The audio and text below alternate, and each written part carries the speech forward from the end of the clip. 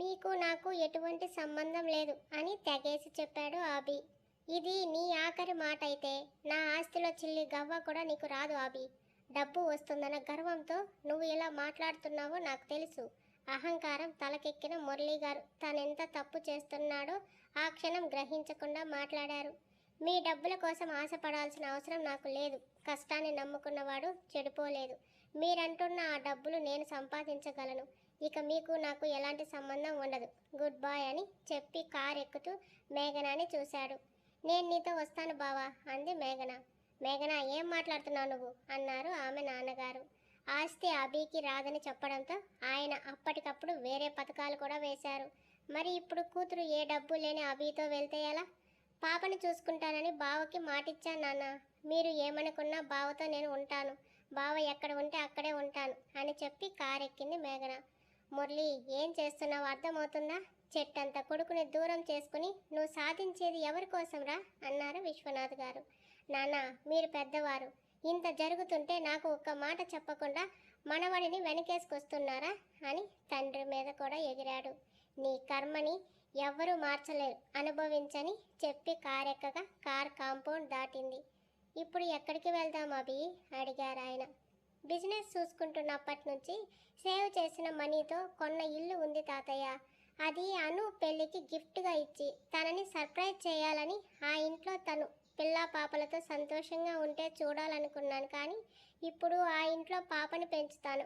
పాప అక్కడ తిరిగితే అను తిరిగినట్టే ఉంటుంది నాకు అని పాపని దగ్గరకు తీసుకుని గుండెల్లో పొదువుకుని కళ్ళు మూసుకున్నాడు అభి. అమ్మ అత్తయ్య ఉంటారు, నాకు పెద్ద భారం దిగిపోతుంది అనుకుంటే ఇలా జరిగిందేంటి? ఈ టైంలో నేను కానీ బావతో రాకపోయి ఉంటే లైఫ్ లాంగ్ నా మోహం కూడా చూడడని ధైర్యం చేశాను. ఇప్పుడు ఏం చేయాలి అనుకుంది మేఘన. ఇంటిని చూస్తున్న అభి కళ్ళలో తడి చేరితే, అక్క అంటే ఇంత ప్రాణం కాబట్టే అది ప్రాణాలతో లేకుండా పోయింది. వెళ్ళేది వెళ్ళక ఈ దరిద్రాన్ని కని సచ్చి నా ప్రాణాల మీదకు తెచ్చిందని పళ్ళు నూరుకుంది మేఘన. ఇంటికి వచ్చాక పాప కోసం పై ఫ్లోర్ మొత్తం రెడీ చేయించాడు అభి. పాపని నువ్వు కన్న బేబీ అనుకుని జాగ్రత్తగా చూసుకో మేఘన చెప్పిన అభి మాటకి అలాగే అంటూ పాపని తీసుకుని గదికి వెళ్ళింది. అభి, మేఘన మీద ఏంట్రా నీ నమ్మకం? తను కేవలం నీ కోసమే ఇక్కడికి వచ్చింది. పాపని పెంచడానికి ఒప్పుకుంది.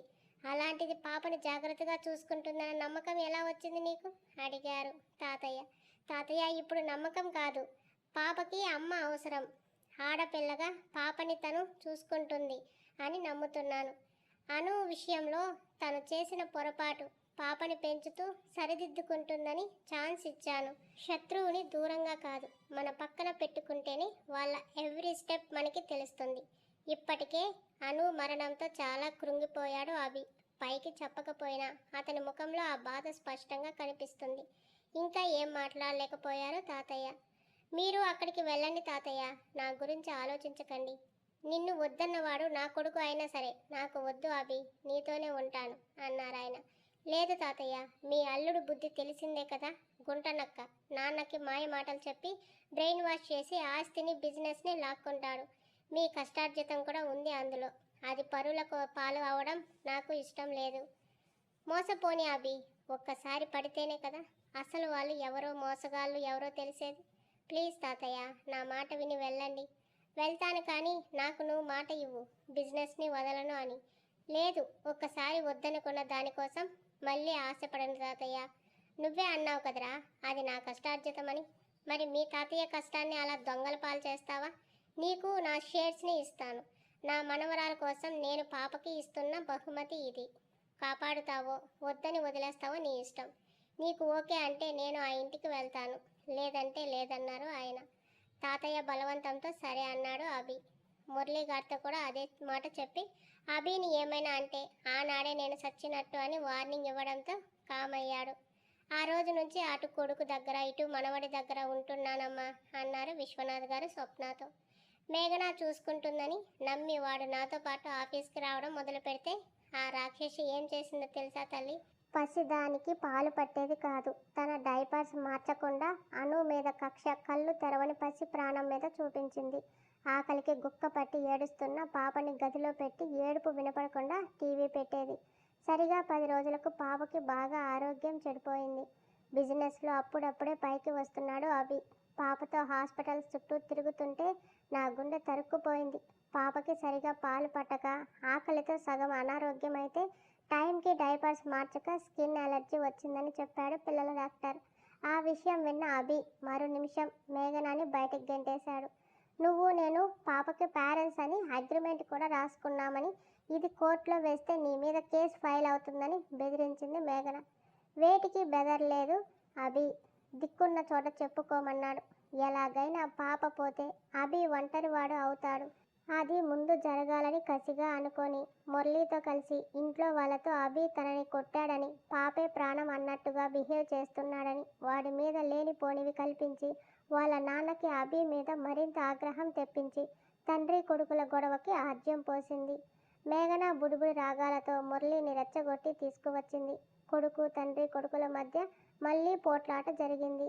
నేను చెప్పినా వినలేదు. అభికి తండ్రి మీద పూర్తిగా అసహ్యం ఏర్పడింది. చిన్న పిల్లల్ని ఎలా పెంచాలో అభికి తెలియదు. పాపకి పాలు పట్టడం నుంచి స్నానం చేయించడం వరకు అన్నీ నేర్చుకున్నాడు, అలవాటు చేసుకున్నాడు. పాపకి అమ్మలా మారాడు. హెల్త్ బాగోలేక పాప నిద్రపోయేది కాదు. ఎన్నో నిద్రలేని రాత్రులు గడిపాడు. అయినా ఒక్కసారి కూడా విసుక్కునేవాడు కాదు. వాడి ముఖంలో ఎప్పుడూ పాప పట్ల వాత్సల్యం తప్ప మరో భావం చూడలేదు. పాపకి మంచి లైఫ్ ఇవ్వడం కోసం తనని తాను యంత్రంలా మార్చుకుని మనిషిని నమ్మని రాక్షసుడు అయ్యాడు. ఒక పక్క పాపని చూసుకుంటూనే తన బిజినెస్ కోసం అహర్నిశలు శ్రమించాడు. నా మనవడి కష్టం చూస్తూ కన్నీళ్లు పెట్టుకోవడం తప్ప నేనేం చేయలేకపోయానమ్మా అని కళ్ళద్దుకున్నారు విశ్వనాథ్ గారు. జరిగింది వింటున్న స్వప్న కళ్ళు కూడా ధారగా కారుతున్నాయి. అందుకేనా ఇంటి నిండా ఇంత సెక్యూరిటీ పెట్టారు? పాపని చంపడం కోసం మేఘన ఆమె నాన్న పని మనిషిని కొనేసి పాపకి పాలలో విషం పెట్టి చంపమని పథకం వేశారు. ఆ మాట వినగానే నీలుక్కుపోయింది స్వప్న. పసిపిల్లని చంపడానికి చూశారా అంది తెల్లబోతూ. వాళ్ళు మనుషులు కాదమ్మా, మనుషుల రూపంలో ఉన్న నరరూప రాక్షసుడు. అనుకున్నది చేయడానికి ఎంతకైనా తెగిస్తారని ఆ క్షణమే మాకు కూడా అర్థమైంది. ఆ దేవుడు మా యందు ఉన్నాడో లేదా అను ఆశీస్సులు పాప మీద నిండుగా ఉన్నాయో కానీ వాళ్ళు చేసిన పథకం పారలేదు. ఆ విషం తాగి మా ఇంట్లో 2 పిల్లలు చనిపోయాయి. పాపకి ఏమీ కానందుకు పోయిన ఊపిరి తిరిగి వచ్చినట్టు అయ్యింది స్వప్నకి.